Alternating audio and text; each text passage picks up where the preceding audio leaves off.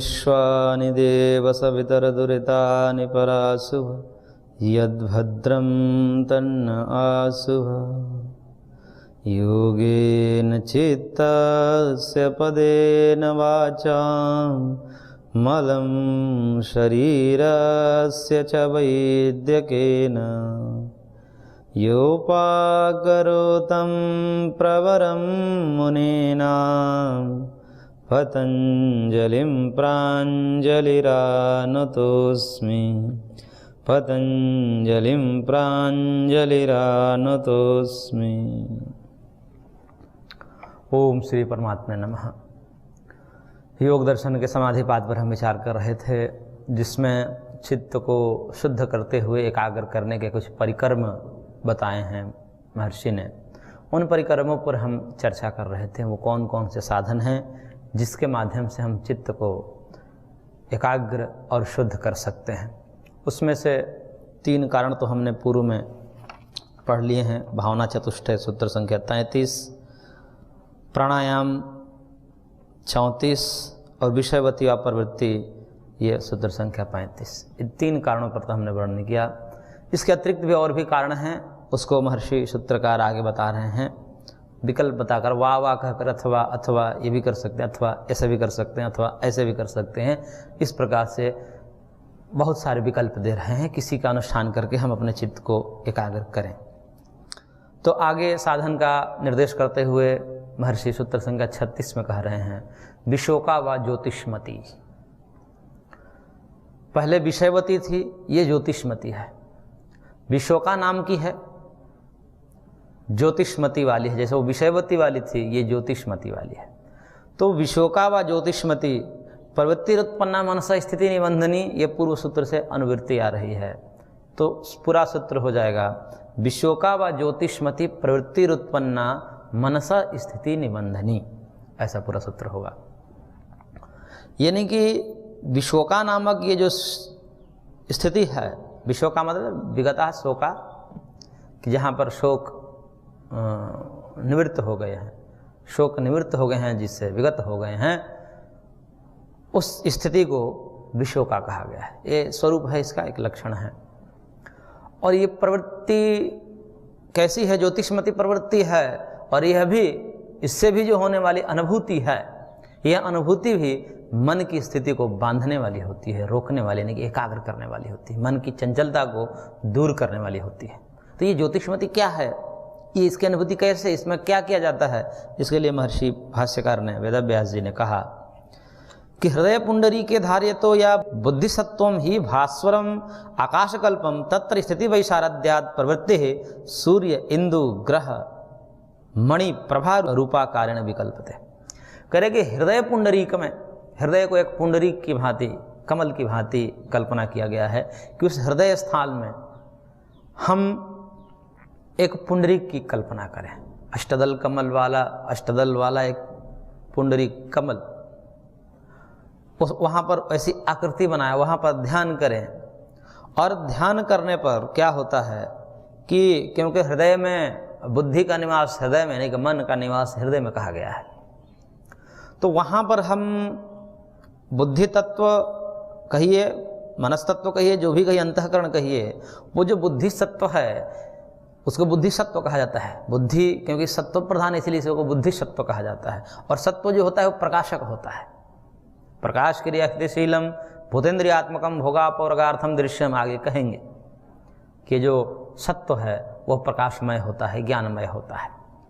तो इसलिए भास्वरम आकाशकल्पम, आकाश का मतलब व्यापक, उस बुद्धि में ही एक भास्वर प्रकाशमय और एक अनंत प्रकाशमय स्थिति बनती है। और तत्र स्थिति वैशारद्यात, उसी की स्थिति की और निर्मलता होने पर, यानी कि जब हृदय कमल में हम बारंबार ध्यान करते हैं तो वहाँ पर दिव्य ज्योति की अनुभूति होती है। और वह दिव्य ज्योति एकदम भास्वर प्रकाशक होती है। और उसी की और, क्योंकि बारंबार करने से, एक बार में नहीं होता, बारंबार करने से वो स्थिति और दृढ़ होती है। उसी को कहा कि स्थिति वैशारद्यात, उस स्थिति की और निर्मलता होने पर, स्वच्छता होने पर, परिपक्व अवस्था आने पर जो प्रवृत्ति होती है उसमें भिन्न भिन्न स्थितियाँ देखने में आती है, अनुभूतियाँ अलग अलग होती है।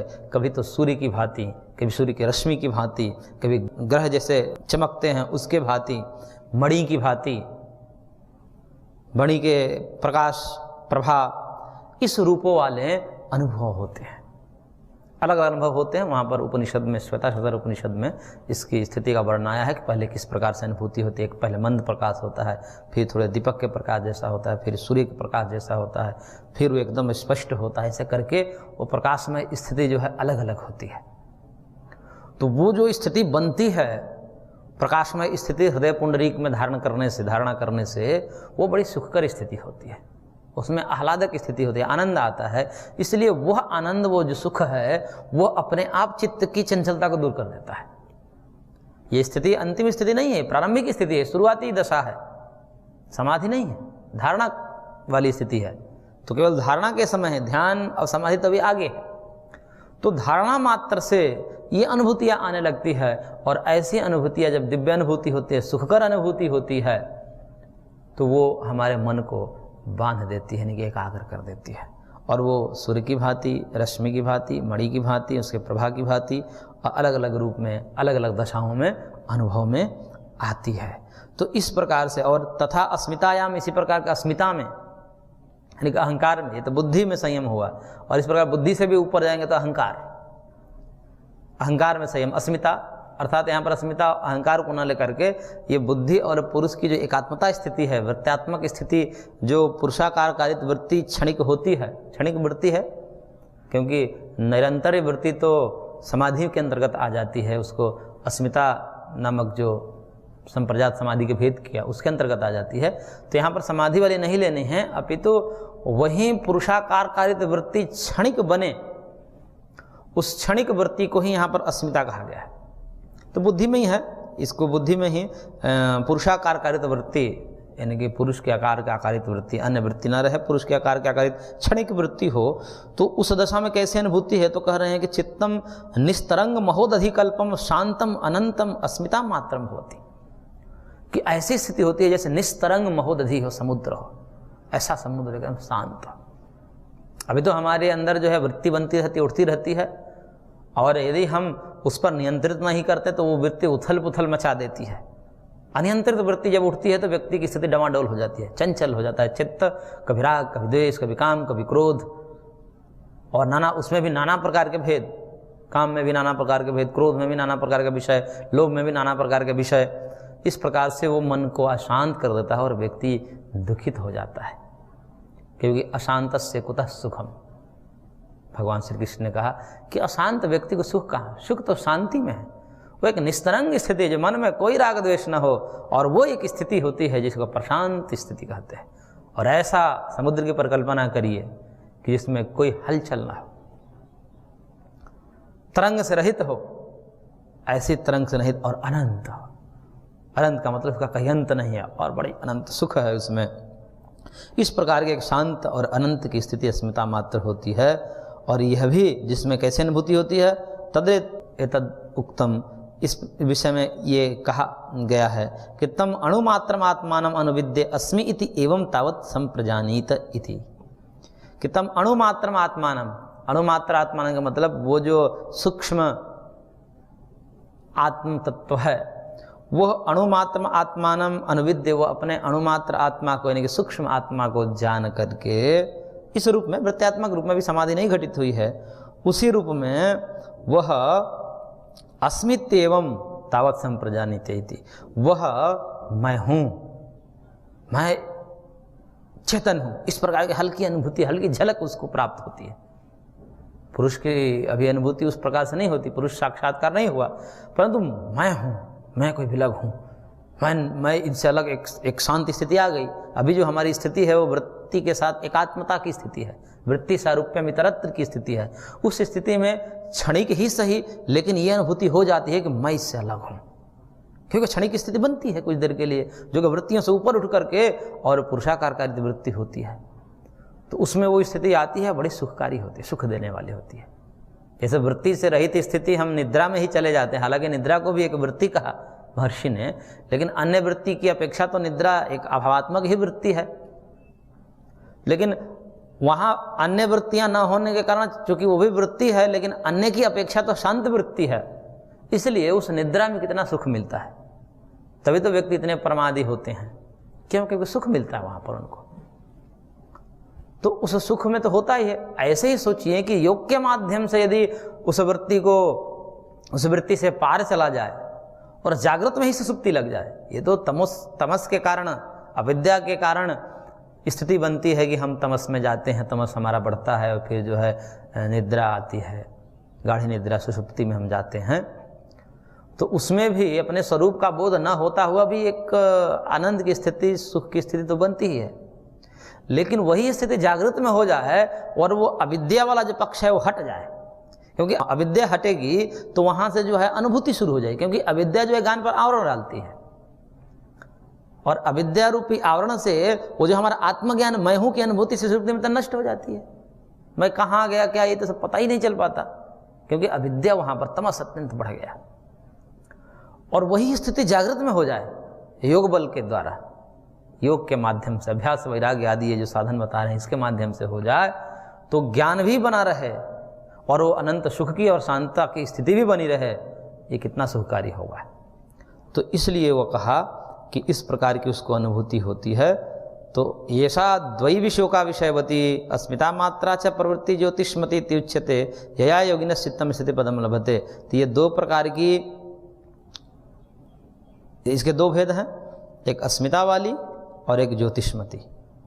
तो इस प्रकार से विषयोका विषय वाली ज्योतिष्मती प्रवृत्ति और विषयोका अस्मिता मात्र ज्योतिष्मती वाली प्रवृत्ति, इसके दो भेद बताए।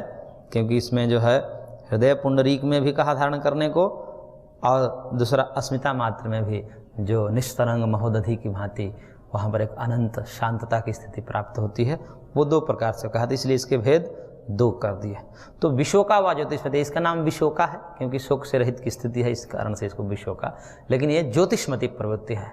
वहाँ पर विषयवती थी क्योंकि उसमें विषयों का साक्षात्कार अनुभूति होती थी, रूप रस गंध आदि की अनुभूति होती थी, और यहाँ पर दिव्य प्रकाश की अनुभूति होती है। इसलिए प्रकाश का धारण करने वाले होते हैं, प्रकाश को मान करके कि भाई अपने आज्ञा चक्र पर या हृदय चक्र पर प्रकाश का एक चित्र बनाते हैं, उनको ऐसे धारणा करते करते ऐसी स्थिति प्राप्त होती है। तो इससे भी, इस ज्योतिष्मती प्रवृत्ति के माध्यम से भी योगियों की चित्त जो है वह शीघ्र ही स्थिति पद को प्राप्त कर लेता है, यानी कि वो एकाग्र हो जाता है। अब इसके अतिरिक्त और भी उपाय बता रहे हैं। 5 उपाय बता दिए, 6ठा उपाय बता रहे हैं सूत्र संख्या 37 में, और कह रहे हैं वीतराग विषयम वा चित्तम, वीतराग विषयम वा चित्तम। वीतराग महर्षियों के, जो वीतराग हो, जिनके राग विगत हो चुके हैं, नष्ट हो चुके हैं, जो राग रहित हो चुके हैं। राग कहने से द्वेष का भी ना समझना चाहिए, क्योंकि राग के पीछे ही द्वेष आता है। जिस विषय में हमको राग होता है वो राग की पूर्ति, राग की मतलब लालसा, इच्छा, कामना किसी वस्तु की, किसी सुख की, वस्तु के माध्यम से सुख हो सकता है या व्यक्ति के माध्यम से हो सकता है, जड़ हो अथवा चेतन हो, दोनों के माध्यम से हमें सुख मिलता है। तो उन जड़ और चेतन पदार्थों में एक सुख की अभिलाषा है, उत्कंठा है, उसको हम कहते हैं राग। और वही जो उत्कंठा, जब उस लालसा जब पूर्ति नहीं होती, उसमें बीच में कोई बाधा आ जाए तो उस बाधक तत्व से हमें द्वेष हो जाता है। तो इसलिए राग के पीछे द्वेष होता है, राग जहाँ है द्वेष अपने आप आ जाएगा। तो इसलिए यहाँ पर वीतराग कहने से राग तो रहित हो गया, इसका मतलब द्वेष है उसमें, ऐसा नहीं कहा जा सकता, क्योंकि राग के पीछे द्वेष होता है। तो द्वेष भी, वीतराग कहने से द्वेष भी खत्म हो गया, ऐसा समझना चाहिए। तो जो ऐसे वीतराग महर्षि हैं जिनके राग नष्ट हो चुके हैं, ऐसे जितने हमारे दिव्य विभूति हैं, भगवान राम हैं, भगवान कृष्ण हैं, ऋषि मुनि हैं, उन सबके चित्त का आलम्बन लेकर के उनकी स्थिति का, उनकी स्थिति कैसी थी कि ऐसे विषयों का, क्योंकि इसी धरती पर उन्होंने जन्म लिया और वहीं पर विषयों का अंबार होते हुए भी उनके चित्त में थोड़ा सा ही विचलन नहीं आता था।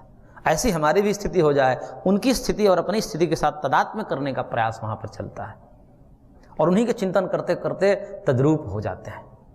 उनके चिंतन, उनकी स्थिति से और अपनी स्थिति को मैच जब करा देते हैं तब वहाँ पर एक वीतराग रहित, यानी कि वीतराग की स्थिति को हम प्राप्त करते हैं।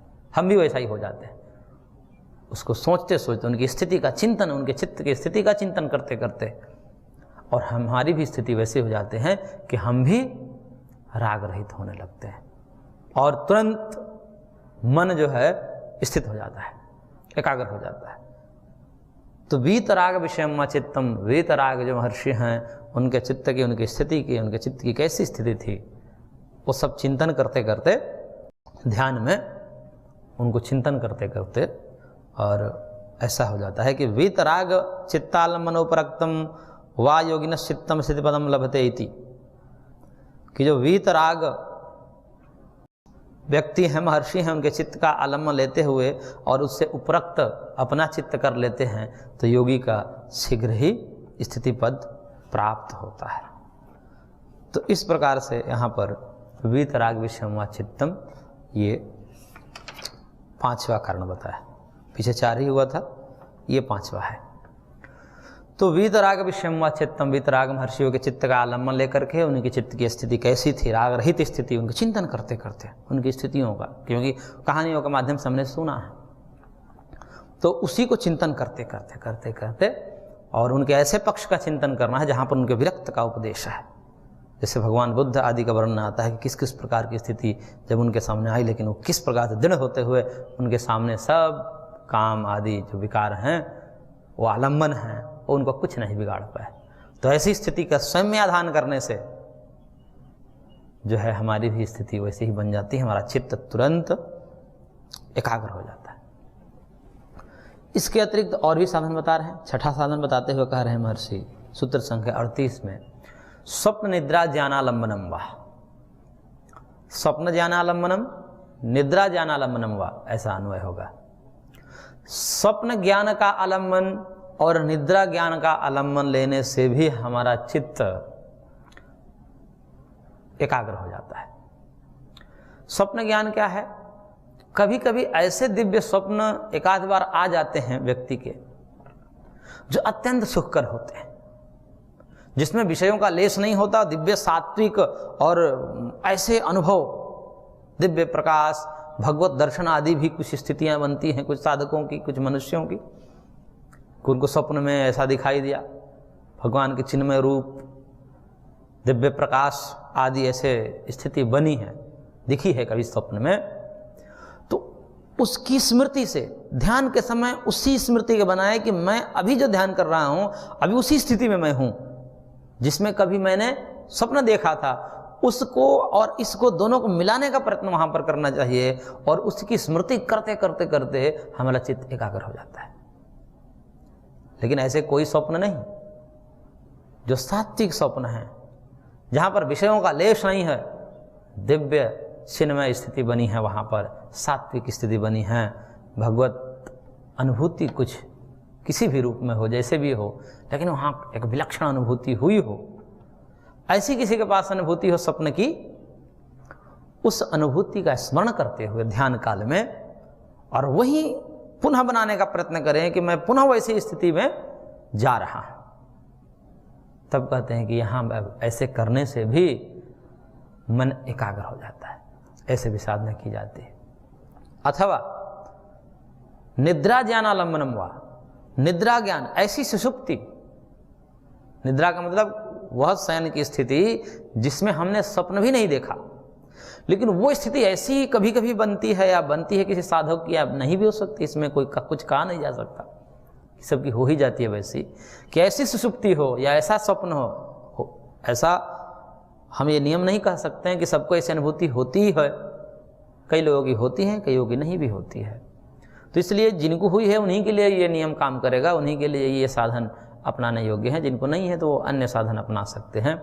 तो ऐसी निद्रा हो, ऐसी गहरी निद्रा हो जिसमें उनकी ऐसी स्थिति बनी हो कि वो भूल ना पाए कभी, ऐसी सुसुप्ति, ऐसी गाढ़ी निद्रा और ऐसी शांतता, प्रशांत वाहिता स्थिति चित्त की बनी हो, चिन्मय एक स्थिति बनी हो, सात्विक, दिव्य, आनंदमय, प्रकाशमय, यदि ऐसी बनी हो कभी, तो उसको स्मरण करते हुए ध्यान काल में और उसी स्थिति में जाने का प्रयत्न करना चाहिए बारंबार, स्मृत्यात्मक रूप से स्मरण करते करते। हम वहाँ तो पहुँच नहीं सकते क्योंकि वो तो काल व्यतीत हो चुका है, लेकिन ऐसा हम वहाँ चिंतन करें कि मैं अभी उसी दशा में हूँ, उसी स्थिति में हूँ, क्योंकि वो ऐसी अनुभूति होती है कि हम उसको भूल नहीं पाते। यदि ऐसी अनुभूति हो निद्रा की या स्वप्न की, तो दोनों ही स्थितियों में हम उसके ज्ञान का आलम्बन लेकर के, उसकी स्मृति का आलम्बन लेकर के, और हम अपने चित्त को एकाग्र कर सकते हैं। इसलिए कहा स्वप्न ज्ञानालंबनम व निद्रा ज्ञानालंबनम व तदाकारम योगिनस चित्तम स्थिति पदम लभते इति, कि स्वप्न ज्ञान का आलम्बन लेकर के और उसी ज्ञान के अनुरूप अपने वृत्ति को एकात्म कर लेते हैं, अथवा निद्रा ज्ञान का आलम्बन लेकर के उससे तदाकार कारित हो जाते, तद्रूप हो जाते हैं, वही स्थिति बन जाती है जो कभी निद्रा में हुई थी या कभी स्वप्न में हुई थी। वही स्थिति स्मरण करते करते यदि हम बना लें अपने चित्त में, तदाकार कारित कर लें चित्त को उसी अनुभूति के साथ, उन्हीं बीती हुई स्मरणों के साथ एकात्म कर लेते हैं। समान रूप से जो है जागृत काल में ही तो ऐसा हो जाता है। जैसे अत्यंत आसक्त व्यक्ति अपने पूर्व बातों को सोच सोच करके और उसमें तल्लीन हो जाता है। कोई ऐसी सुखद स्मृति हो कि बैठा है सोच रहा है, कोई बोल रहा है कि अरे भैया कुछ काम है, ऐसा कुछ बोला उससे तो सुना ही नहीं, फिर उसको हिलाया कि कहाँ खो गए हो, तब वो होश में आता है, अच्छा मैं कुछ और सोच रहा था, मैं वो बात याद आ रही थी। तो वो स्मृति सुखद स्मृति ऐसी हो तो वो व्यक्ति उसमें लीन हो जाता है। तो ऐसे ही निद्रा की स्थिति हो सुखद पूर्व में, या स्वप्न की स्थिति हो ऐसे सुखद पूर्व में, जिसमें ध्यान रखना चाहिए कि राजसिक और तामसिक ना हो। ऐसा ना हो कि वो और जो वासनाओं को भड़काने वाली हो, उसमें भी सुख मिलता है। वैसे स्वप्न व वैसे निद्रा का ज्ञान यहाँ पर आलम्बन करने योग्य नहीं है। यहाँ पर सात्विक ऐसे दिव्य जिसको हम कभी भूल ना पाए। तो उस प्रकार की यदि राजसिक और तामसिक रहित स्थिति हो, उस ज्ञान का आलम्बन लेकर के यदि हम तदाकार करें अपने चित्त को कर देते हैं, तल्लीन कर देते हैं उसमें, तो वो भी हमारे मन को बांध देता है, एकाग्र कर देता है। तो यह भी एक साधन है, इससे भी हम अपने मन को एकाग्र कर सकते हैं। और इसके बाद 6 साधनों का उल्लेख कर दिया अभी तक महर्षि ने। और फिर उसके बाद कहा, बड़े उदारता पूर्वक कहा, कोई किसी प्रकार का प्रतिबंध न लगाते हुए कहा, और कहा सूत्र संख्या 39 में यथाभिमत ध्यानाद्वा करेंगे। यथाभिमत ध्यानात्, वाह शब्द वही विकल्प अर्थ में है। आपको जैसे भी अभिमत हो, हमने इतने उपाय बताए, लेकिन इसके अतिरिक्त भी आपको अन्य शास्त्रों में गुरुओं के माध्यम से कोई भी उपाय आपको समझ में आए, आपके अनुकूल हो, आपके प्रवृत्ति के अनुकूल है, आपके रुचि के अनुकूल है, आप उसके करने में सहजता महसूस कर रहे हैं, उसी से करिए यथाभिमत, बड़े उदारता पूर्वक, कोई प्रतिबंध नहीं तो कई बार प्रतिबंध आसक्ति हो जाती है, कई बार आग्रह हो जाता है कि नहीं मैं जो बता रहा हूँ वही करिए, इससे इतर करोगे तो बस आप गड्ढे में गिरोगे। लेकिन ऐसा महर्षि पतंजलि बड़े उदार हैं, ऐसा कुछ नहीं कहते।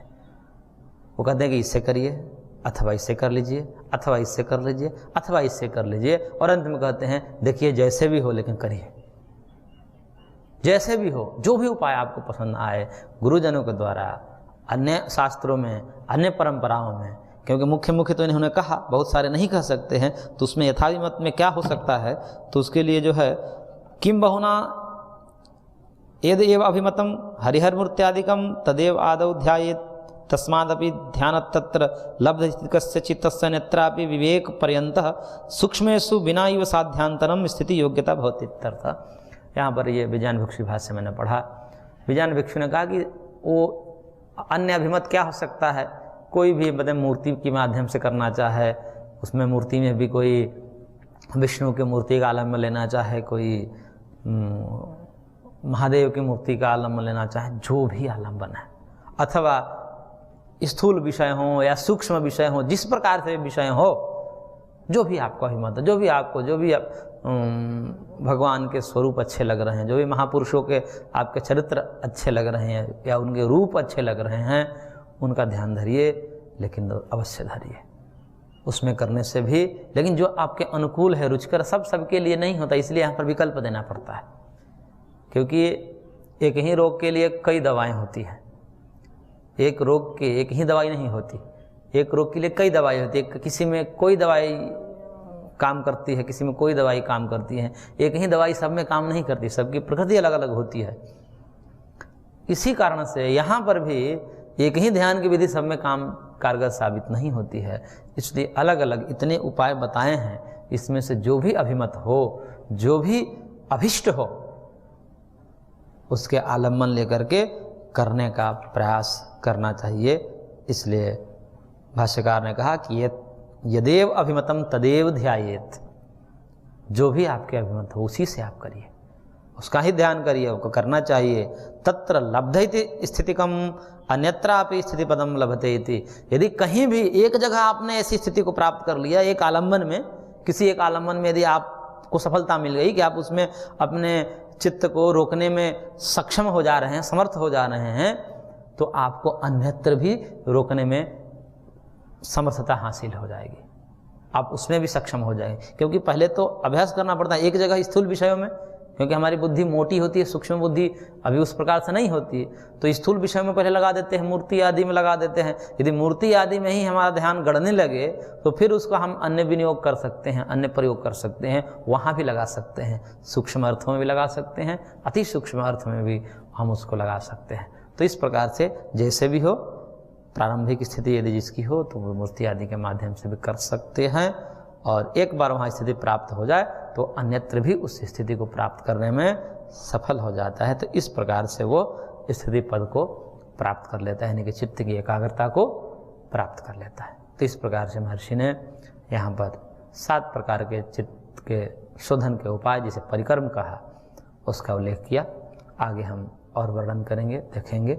आज की कक्षा को हम यहीं पर विराम देते हैं, शेष अगले अंक में। ओम शांति शांति शांति।